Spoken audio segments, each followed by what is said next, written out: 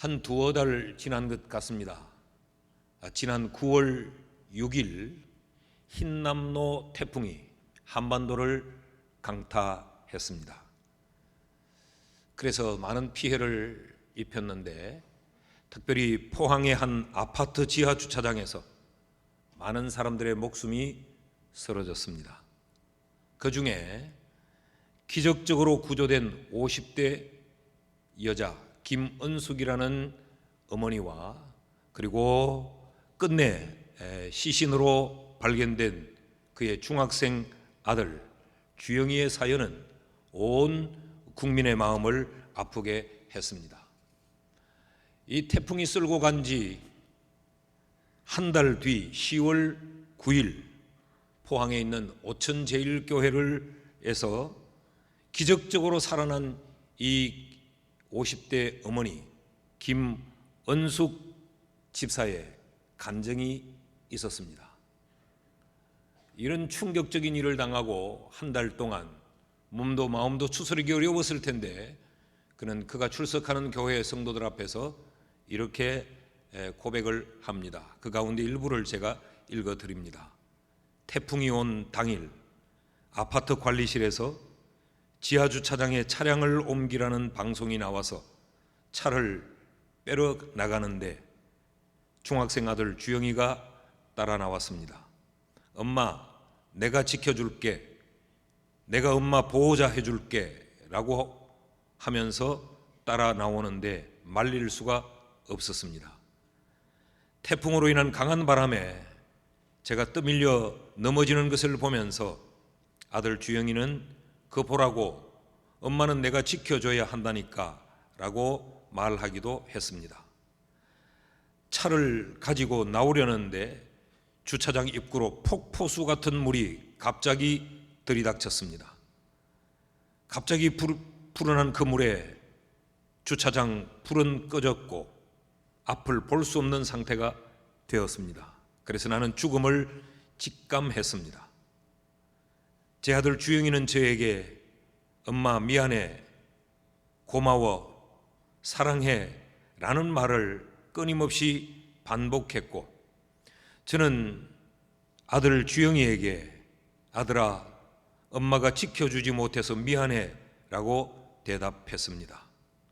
천장까지 차오른 물은 제 코로, 입으로, 눈으로 들어왔고 숨이 막힌 채로 한 손으로는 소방배를 잡고 한 손으로는 벽과 전깃줄을 잡았습니다.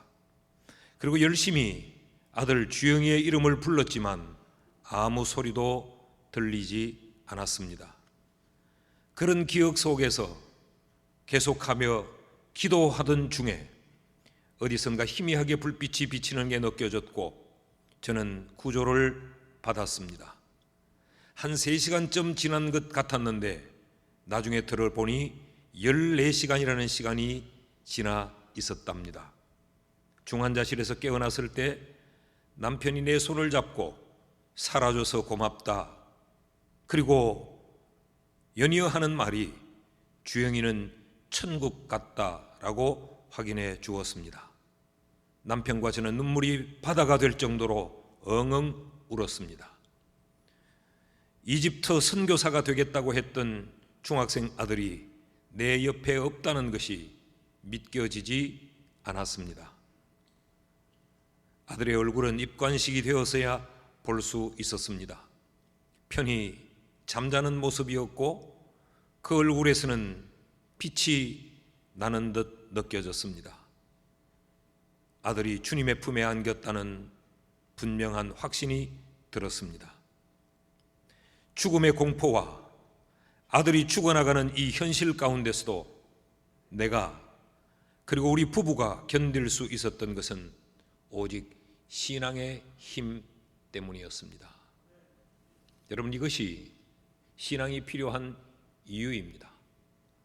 세상을 살아가면서 우리에게 왜 신앙이 필요한가?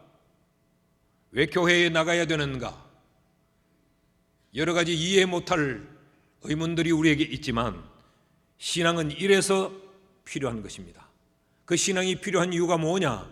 그 첫째로 신앙은 죽음의 공포마저도 견디며 이기게 만드는 삶의 원동력이기 때문에 그렇습니다. 왜 신앙이 삶의 원동력이 되는가? 여러분, 신앙은 신적인 능력을 근거하고 있기 때문에 그렇습니다. 신앙이라고 하는 것은 신의 도움을 받으며 신의 능력을 힘입고 신을 의지하고 신을 기대하며 사는 삶이기 때문에 신앙은 우리가 이 땅을 살아가면서 만나는 여러 가지 환난과 역경 가운데서 나는 아무것도 할 수 없고 나는 그 어떤 것 하나 해결할 수 없는 그런 절박한 상황에서도 신의 도움으로 말미암아 이기고 견디며 그 문제를 해결하게 만들어 주는 것입니다. 대부분 이 땅을 살아가는 사람들은 신앙으로 살기보다 신념으로 사는 경우가 대단히 많아요. 신앙과 신념은 글자가 아주 비슷한 것 같아 의미도 동일할 것처럼 생각하지만 하늘과 땅처럼 현격한 차이를 가지고 있습니다. 신앙이 이런 신적인 능력을 근거하는 것이라면 신념은 자기의 능력을 근거하는 것이에요. 그래서 종종 우리는 살면서 힘들고 어려운 상황 앞에 부딪힐 때 결심을 하지요.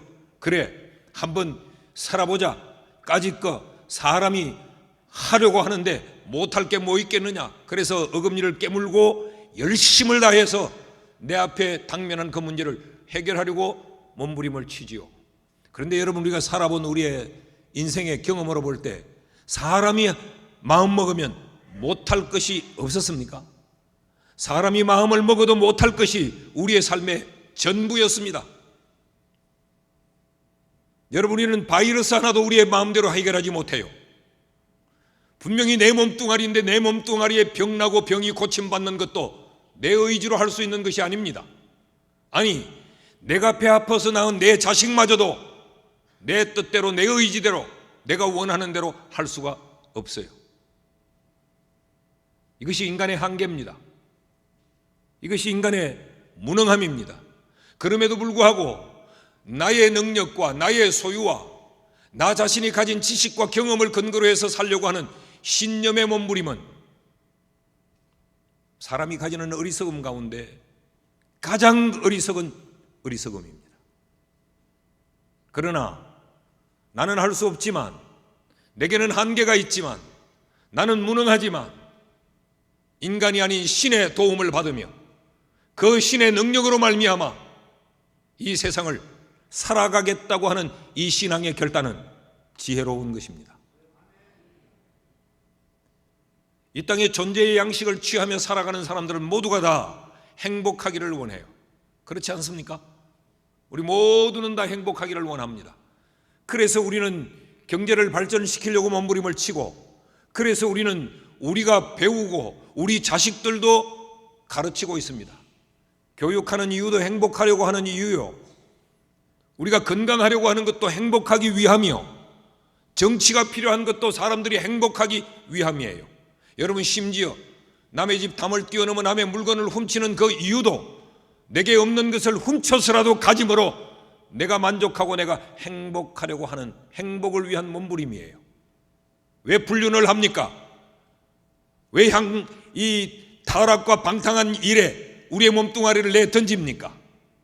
그것으로 인하여서 순간의 쾌락으로 내가 행복하고 싶어서 그것이 부도덕함인 줄 알면서도 그 일을 저지르는 거죠. 그것이 잘못인 줄 아는데도 내가 행복할 것 같아서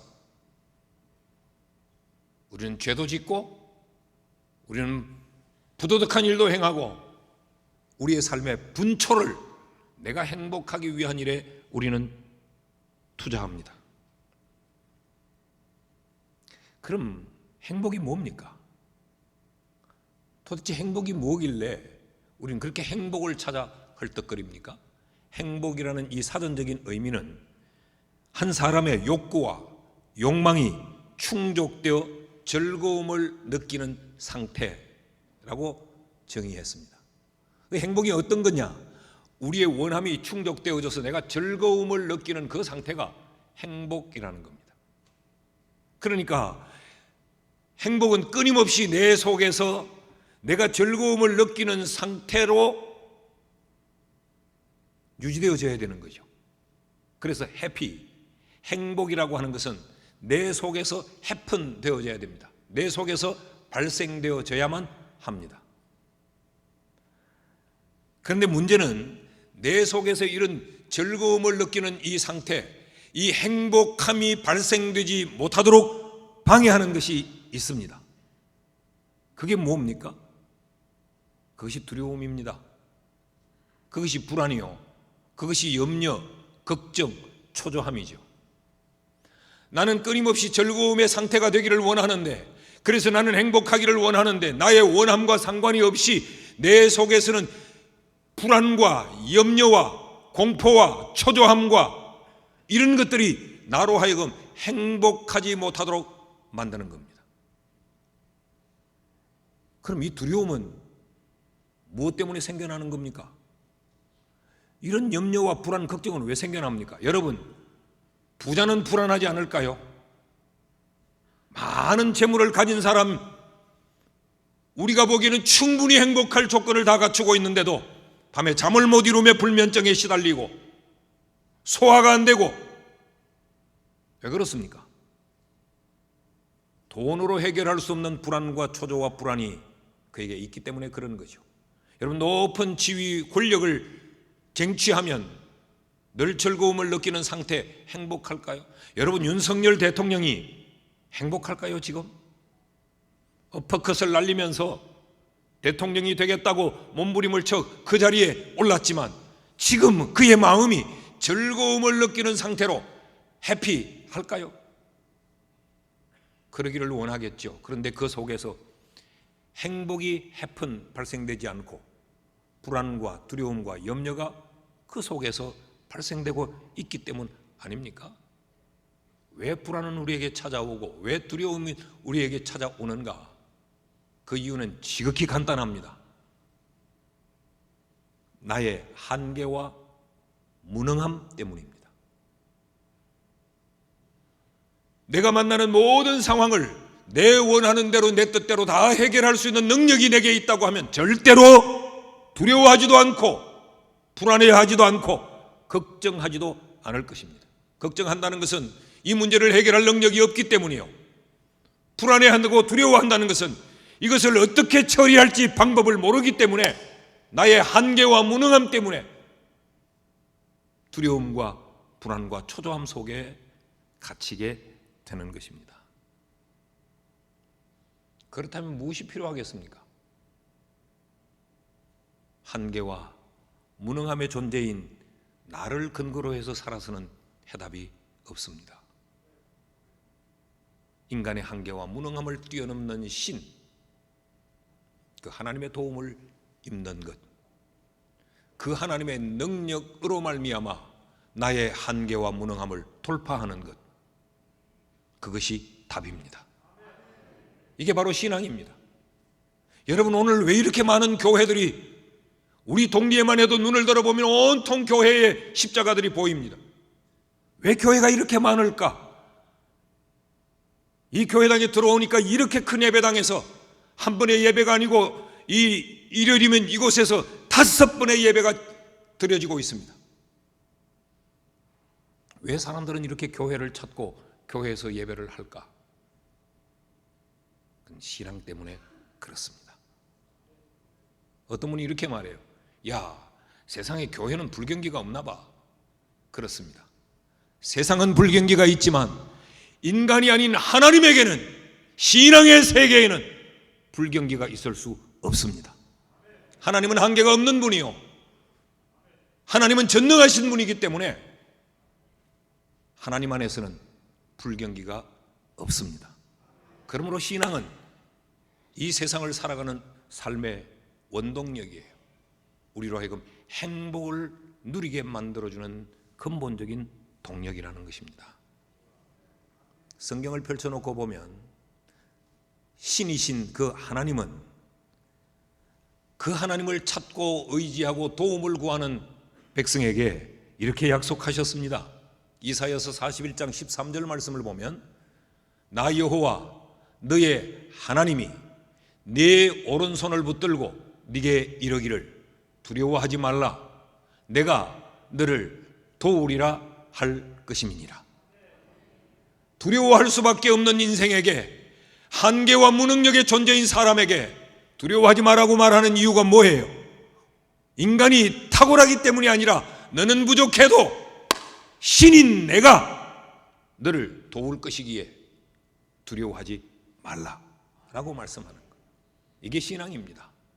그래서 이 신앙의 세계에서 하나님을 의지하고 하나님을 찾는 백성에게 성경은 이사야 39장 28절에서 31절에 이렇게 말해요. 하나님이 누군가를 먼저 이야기합니다. 너는 알지 못하였느냐, 듣지 못하였느냐, 영원한 하신 하나님 여호와, 땅끝까지 창조하신 이는 피곤하지 않으시며 곤비하지 않으시며 명철이 한이 없으시며 신이니까 그렇겠죠. 인간은 피곤하고 인간은 제한적인데 신은 그렇지 않다는 거죠. 그 신이 어떻게 한다고 말합니까? 피곤한 자에게는 능력을 주시며 무능한 자에게는 힘을 더하시나니 소년이라도 피곤하며 곤비하며 장정이라도 넘어지며 쓰러지되 오직 여호와를 앙망하는 자는, 신앙을 가진 자는 새 힘을 얻으리니 독수리가 날개치며 올라감 같을 것이요 다른 박질하여도 곤비하지 아니하겠고 걸어가도 피곤하지 아니하리라.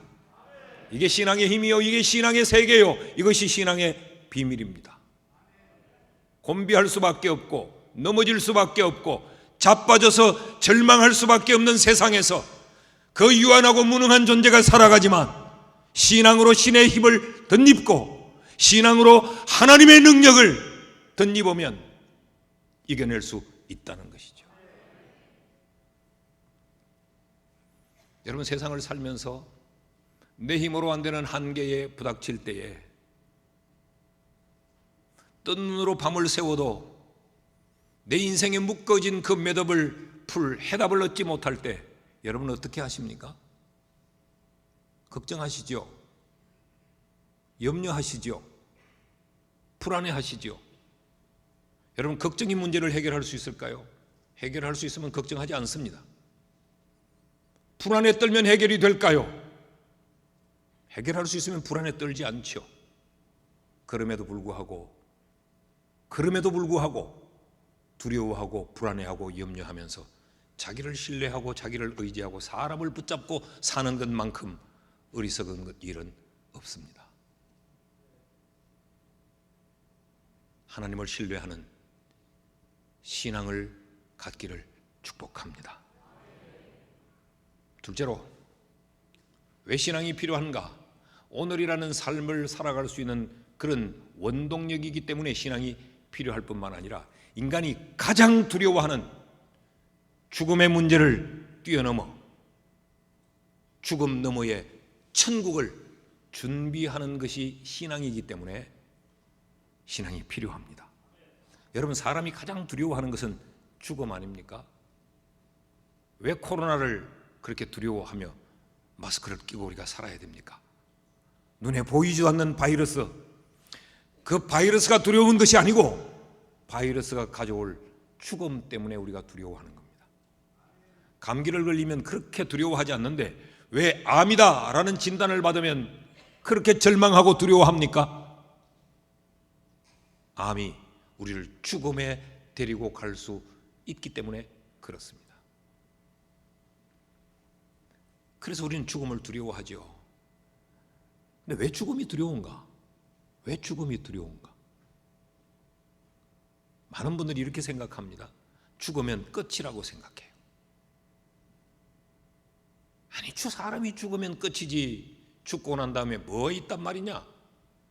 여러분, 죽음이 끝이면 우리는 죽음을 두려워할 이유가 없습니다. 오늘 세상을 산다는 것이 얼마나 힘들고 어렵습니까? 이 고통스러운 세상을 살다가 죽음으로 모든 것을 끝낸다면 여러분, 죽음은 기다려야 되는 것이고 죽음은 우리에게 가장 좋은 것을 안겨다 주는 것이지요. 그런데 왜 죽음을 두려워합니까? 죽음이 끝이 아니기 때문에 그렇습니다. 죽음 너머의 저 세상 때문에 우리는 오늘 죽음을 두려워하는 거예요. 사후 세계, 죽음 너머의 저 세상은 있습니다. 그래서 우리가 귀신을 두려워하는 겁니다. 그래서 우리가 제사를 지내는 겁니다.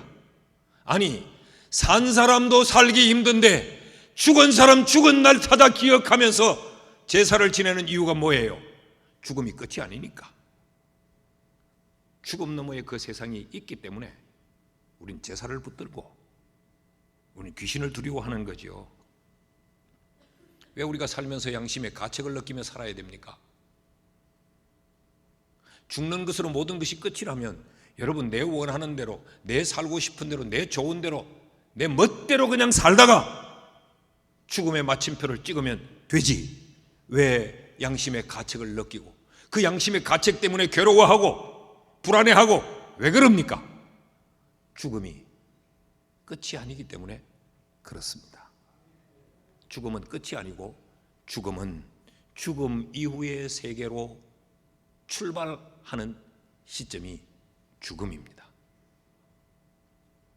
죽음 이후의 저 세상, 사후의 세계는 어떤 세계일까? 여러분 생각해 보셨나요? 오늘 우리가 함께 읽었던 이 성경 이야기는 부자라는 한 사람과 가난하고 힘겹게 살았던 거지라는 두 인물을 등장을 시키면서 죽음 이후의 저 세상이 어떤 곳인가를 우리에게 설명하고 있습니다. 22절과 23절 말씀을 보면 거지가 죽어서 천사들에게 받들려 아브라함의 품에 들어가고, 여기 거지의 죽음에는 천사가 동원되고 있고 아브라함의 품, 여기 아브라함은 하나님을 의미합니다. 이 하나님의 품이 등장을 해요. 그러니까 이것은 좋은 곳이겠죠. 천국을 의미합니다. 그런데 또한 이의 죽음, 부자의 죽음은 이렇게 설명합니다. 부자도 죽어 장사되매 그가 음부에서 고통 중에 눈을 들어. 이 세계는 어떤 세계일까요? 고통스러운 세계, 안 좋은 세계, 지옥을 의미합니다. 자, 여기서 몇 가지 중요한 사실을 가르칩니다. 여러분, 죽음은 필연적이라는 겁니다. 부자도 죽고 거지도 죽고 이 땅을 사는 동안에는 빈부 귀천이 있었고 사람들을 대하는 차별이 있었습니다. 그러나 죽음은 빈부 귀천을 구별짓지 않는다는 거예요. 부자도 죽음의 문 앞에는 삼키워져야 되고 거지도 죽음 앞에서는 삼키워질 수밖에 없다. 죽음은 필연적이다라고 가르칩니다. 그런가 하면 죽음 이후에는 끝이 아니고 죽음의 세계는 좋은 것과 나쁜 것, 편한 것과 고통스러운 두 세계가 있다는 것이죠. 그 좋은 세계를 성경은 천국이라고 말하고 불교에서는 극락이라고도 말하고 여러 표현들을 씁니다. 좋은 곳만 있으면 좋겠는데 고통스러운 곳도 있다는 것입니다. 그런데 이 두 세계는 어떤 특징을 가지고 있는가? 서로 왕래할 수 없는 단절의 장소라고 가르칩니다. 26절 말씀을 보니까 너희와 우리 사이에 큰 구렁텅이가 놓여 있어 여기에서 너희에게 건너가고자 하되 갈 수가 없고 거기서 우리에게 건너올 수도 없게 하였느니라. 이것이 죽음 넘어 저 세상의 특성입니다. 여러분, 만약에 지옥에서도 천국 갈 수 있고 천국에서도 지옥 갈 수 있고 왕래가 마음대로 용이하다면 별로 우리가 이 세계에 대하여서 염려하고 집중할 필요가 없어요. 재수 없어서 지옥 내가 떨어졌으면 천국으로 가버리면 되는 거예요. 천국에서 내가 좀 심심하면 지옥으로 또 한번 갔다 오면 되는 거예요. 그런데 이것이 왕래할 수 없는 세계라고 지금 성경은 말하고 있습니다. 그렇다면 이 천국과 지옥은 죽어서는 선택할 수 없는 것입니다. 살아있을 때만 선택이 가능한 것이죠. 자, 이 부자, 오늘 성경에는 이 땅에 살 때 부자이기 때문에 호화로 연락하면서 살았다고 말하죠. 아마 그는 이 땅에서 여유롭고 즐겁게 사니까 아마 그는 죽음 이후의 세계는 없다고 믿었던 모양이죠. 그래서 죽음 이후의 세계를 준비하지 않고 살았습니다. 죽고 보니 그 세계가 있는 거죠.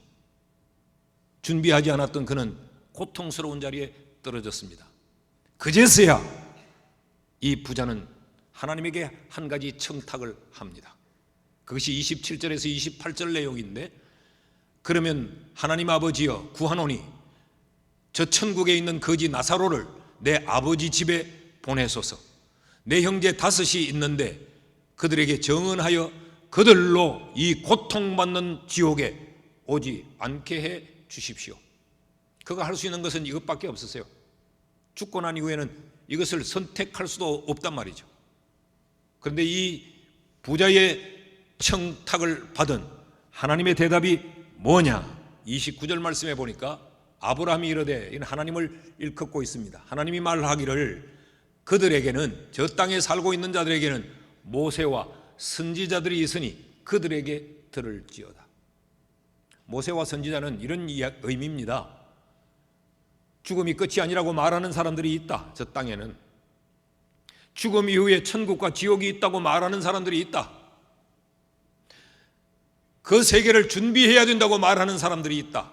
오늘 제가 여러분에게 설교하는 것처럼, 여러분이 알고 지내는 교인들이 여러분에게 천국과 지옥을 말하는 것처럼 이런 들을 수 있는 기회가 있다는 거죠. 그들에게 들어야 된다라고 말하고 있습니다. 그러니까 이 천국과 지옥의 선택은 하나님의 말씀을 듣는 신앙으로 선택된다는 것이죠. 죽고 나면 때는 늦었다는 이야기입니다. 그래서 신앙이 필요합니다. 그래서 오늘 살았을 때 우리는 신앙으로 죽음 이후에 저 세상을, 그 세상 가운데도 지옥이 아닌 천국을 준비해야 하는 것입니다. 여러분, 사후 세계, 죽음 너머에 있는 저 세상을 믿으시는지요?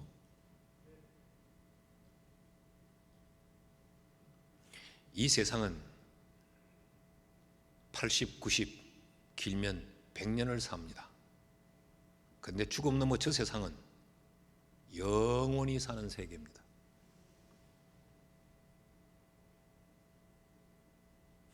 그런데 우리는 참 어리석게도 이 세상에서의 준비는 열심히 합니다. 집 하나는 준비해야지, 차 하나는 준비해야 되지, 노후에 연금은 준비해야지.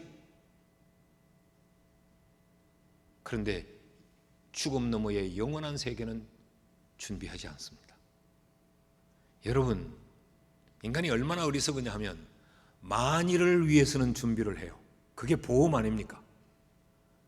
교통사고가 날지 안 날지를 모르는데도 만일에 난다면 그것을 가정해서 운전자 보험을 듭니다. 내가 암이 들지 안 들지는 아직 몰라요. 그런데도 우리는 혹시라도 내가 암이 들면 그때를 대비해 암보험을 듭니다. 여러분, 내가 사고로 죽을지 그냥 자연사로 죽을지, 내가 치매가 들어서 내 인생의 말년을 마치게 될지 우리 아무도 몰라요. 그런데 그 모르는 이 만일을 위해서는 우리는 치매보험도 듭니다. 그런데 죽음은 확실합니다. 이 확실한 죽음을 위해서는 왜 신앙이라는 보험을 들지 않는가요? 생각해 보셨습니까? 반드시 죽습니다. 우리는 이 분명한 사실을 우리는 왜 준비하지 않습니까? 아이고, 목사님, 천국이 있을지 없을지 모르는데 어째 됩니까? 확률적으로도 들어놓으십시오. 근데 죽어서 있으면 좋지요. 없어서 손해볼 것 없잖아. 이게 인간이 참 영특하고 지혜로운 것 같고 아주 똑똑한 것 같지만 인간이 이렇게 어리석습니다. 불완전한 것, 만일을 위해서, 불투명한 것을 위해서는 그렇게 준비를 해대면서도 확실한 죽음을 위해, 사후 세계를 위해서는 준비하지 않아요.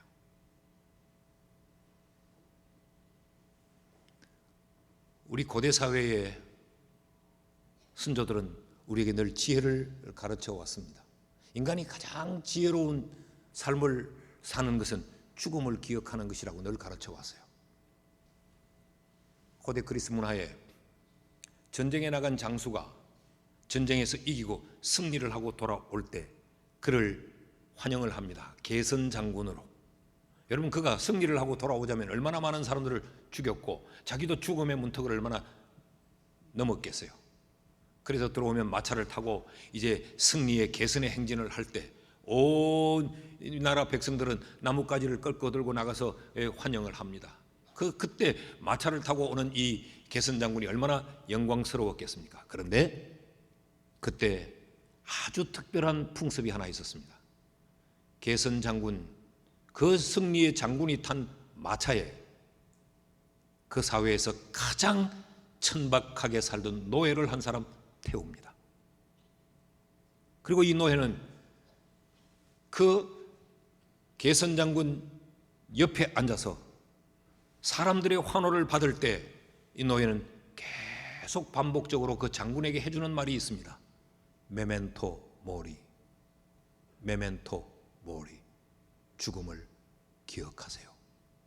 죽음을 기억하세요. 메멘토, remember, mori, die. 죽는다는 것을 기억하세요. 그 영광스러운 승리의 순간에서도 나도 죽는다라고 하는 죽음을 기억해야 지혜로운 사람이 될 수 있다는 거죠. 그날의 승리에 들떠서 지금 이 순간이 기쁘고 즐거우니까 내가 죽는다는 사실을 망각하고 살면 그 인생은 망한다는 거예요. 그래서 고대 사회의 지혜로운 자들은 늘 죽음을 상기시켰습니다. 사랑하는 여러분, 여러분 죽음을 기억하고 죽음 이후의 저 세상을 준비하고 계십니까? 신앙으로 죽음 이후의 세상을 준비했던, 그러기에 죽음조차도 그에게는 두렵지 않고 당당했던 한 사람, 여러분이 잘 기억하는 한 인물을 소개하겠습니다. 강영우 박사를 아십니까? 시각장애인이었습니다. 그는 13살 때 아버지를 잃고 연이어 축구공에 눈을 맞아 그 눈을 실명합니다. 그러자 남편을 잃고 아들마저도 실명해버린 그 충격을 견디지 못해 어머니가 죽습니다. 졸지의 10대에 그를 돌봐줄 사람 하나 없는 고아의 신세가 되어버리고 맙니다. 자, 이 세상에 누구 하나 돌봐줄 이가 없는 이 세상을 어떻게 살아야 할까? 그래서 그는 신앙을 선택합니다. 나는 부모도 없고 돌봐줄 가족도 배경도 없지만 신의 도움을 받으면서 나는 살아야겠다. 그래서 그는 그 하나님의 도움을 입어 그 불우한 환경, 그 절망스럽고 저주스러운 자신의 신분에서 대학을 졸업하고 미국에 유학을 갑니다. 미국 피츠버그 대학에서 교육학 박사학위를 받습니다. 대한민국 최초로 장애인 박사가 됩니다. 그리고 그는 일리노이 대학의 교수로 재직을 합니다. 세상에 누구 하나 그의 후견인이 되어줄 자가 없는 그러한 신세에서 신의 도움과 신의 능력을 덧입어 소위 말하는 성공하고 출세한 인물이 되죠. 그는 부시 대통령이 정부를 꾸릴 때 그 부시 행정부에서 8년 동안 백악관 정책 보좌관으로 지나게 됩니다. 다시 말하면 세계 최강국 미국의 정신과 사상을 중심을 잡고 가닥을 잡는 그 중요한 정책 보좌관의 자리에 앉게 됩니다. 당시 한국인 100년 미국 이민사의 최고 고위 공직자가 되는 겁니다. 그 불행한 한 인생이 신의 도움으로. 그래서 그는 동성애 반대하다든지 이런 미국 사회의 정신적인 이 줄기를 잘 지킬 수 있도록 중심을 잡고 방향을 정해준 인물이었죠. 근데 그가 2012년 2월 23일 죽습니다. 췌장암으로. 이때 우리 교인들에게 제게 보낸 편지를 소개했던 적이 있죠. 우리 교회에 와서 이분이 강의도 하지 않았습니까? 그 편지의 일부분을 제가 이렇게 소개합니다. 앞으로 저에게 허락된 시간이 길지 않다는 것이 의료진들의 의견입니다. 곧 죽는다는 말이죠. 그러나 여러분들이 저로 인해 슬퍼하시거나 안타까워하지 않으셨으면 하는 것이 저의 바람입니다. 의사로부터 이제 곧 죽는다는 사망 선고를 받은 자가 나 때문에 슬퍼하지 말라고 살아있는 자들을 위로합니다. 그러면서 그 편지의 중간 내용들을 다 좀 생략하고 끝자락에 가면 찾아뵙고 인사드려야 하겠지만 그렇게 하지 못한 점 너그러운 마음으로 이해해 주시기를 바랍니다. 여러분, 내일 모레 죽는다는 소리를 듣고 이런 편지를 쓸 수 있을까요? 얼마나 죽음 앞에서도 초연하고 당당한지를 우리에게 보여줍니다. 왜 그럴까요? 그는 죽음 넘어 저 세상 천국을 준비해 놓았기 때문에 그렇습니다. 그리고 그 편지는 이렇게 끝을 맺습니다. 여러분으로 인해 제 삶이 사랑으로 충만했고 은혜로웠습니다. 그동안 감사했습니다. 여기 두려움을 찾을 수 있습니까? 여기에 초조함을 느낄 수 있습니까? 얼마나 당당하고 얼마나 담대합니까? 그 이유는 신앙으로 죽음 너머의 저 세상 천국을 준비해 놓았기 때문에 당당할 수 있었던 것입니다. 그래서 신앙이 필요합니다. 나는 오늘 이 자리에 있는 여러분 모두에게 신앙을 선택함으로 여러분 죽음 너머 저 세상 천국을 준비하는 지혜가 있기를 축복합니다. 자, 그럼 어떻게 해야 신앙을 선택할 수 있는가? 신앙을 선택한다고 하는 것은 어떤 의미인가? 그것은 하나님을 믿는 믿음입니다. 신앙은 그렇게 어려운 것이 아닙니다. 신앙은 돈으로 사는 것도 아니요, 신앙은 우리의 지식으로 깨우치는 것도 아니요, 신앙은 권력으로 쟁취하는 것도 아니요, 신앙은 하나님을 믿는 것, 그것이 바로 신앙입니다. 자, 다시 한번 이 죽음 넘어 저 세상 고통스러운 장소에 떨어졌던 이 부자의 호소를 들어보십시오. 27절과 28절 말씀을 다시 보면 하나님 아버지여, 내가 구하노니 나사로를 내 아버지 집에 보내소서. 내 형제 다섯이 있으니 그들에게 정언하여 그들로 이 고통받는 곳에 오지 않게 하소서. 예수님의 대답이 무엇이었는지 아십니까? 지극히 간단합니다. 29절 말씀을 보면 하나님이 이르되 그들에게 모세와 선지자들이 있으니 그들에게 들을지어다.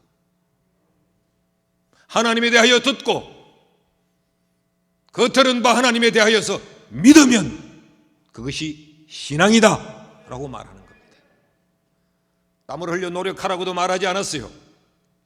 도서관에 가서 책을 뒤지며 논문을 쓰라고도 말하지 않았어요. 높은 권력을 쟁취하라고도 말하지 않고 돈으로 살 수 있는 것이라고도 말하지 않았습니다. 천국이 있다고 말하는 자들, 그들의 말을 듣고 그들이 말한 그 하나님의 세계를 믿으면 그것이 신앙이라고 말하고 있습니다. 믿음이 곧 신앙입니다.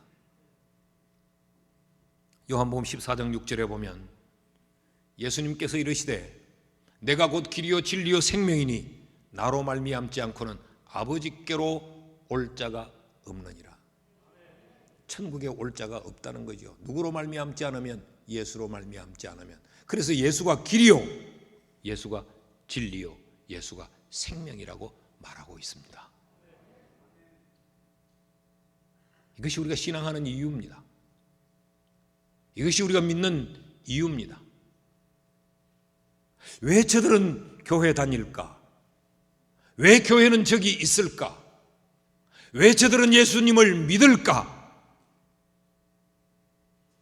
그 물음에 대한 답이 바로 여기에 있습니다. 예수님이 길이기 때문에 그렇습니다.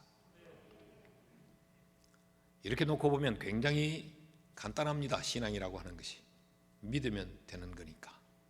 그런데 문제가 있습니다. 이 사실을, 너무도 분명하고 너무도 단순한 이 사실을 듣는 사람과 듣지 않는 사람이 있다는 겁니다.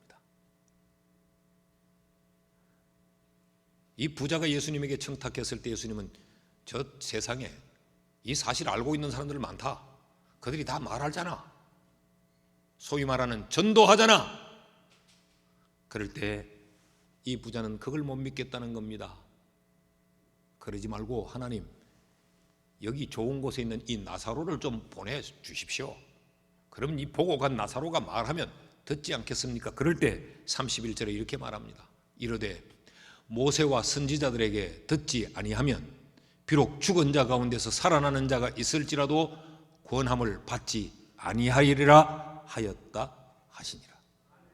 죽었다 깨난 자가 이야기를 해도 안 듣는 사람은 안 듣는다는 것, 안 믿는 사람은 안 믿는다는 겁니다. 옳습니다. 그래서 지옥이 있습니다. 모두가 전할 때 모두가 듣고 모두가 믿음을 가지면 죽음 넘어 세상은 단 하나, 천국뿐이어야 합니다. 그럼에도 불구하고 거기 천국과 대비되는 지옥이 있는 것은 믿는 사람이 있고 믿지 않는 사람이 있기 때문에 그렇습니다.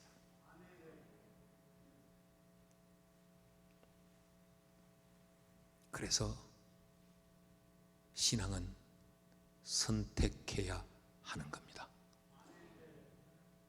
여러분, 어떤 의미에서 우리 인생은 선택의 결과요, 선택의 연속입니다.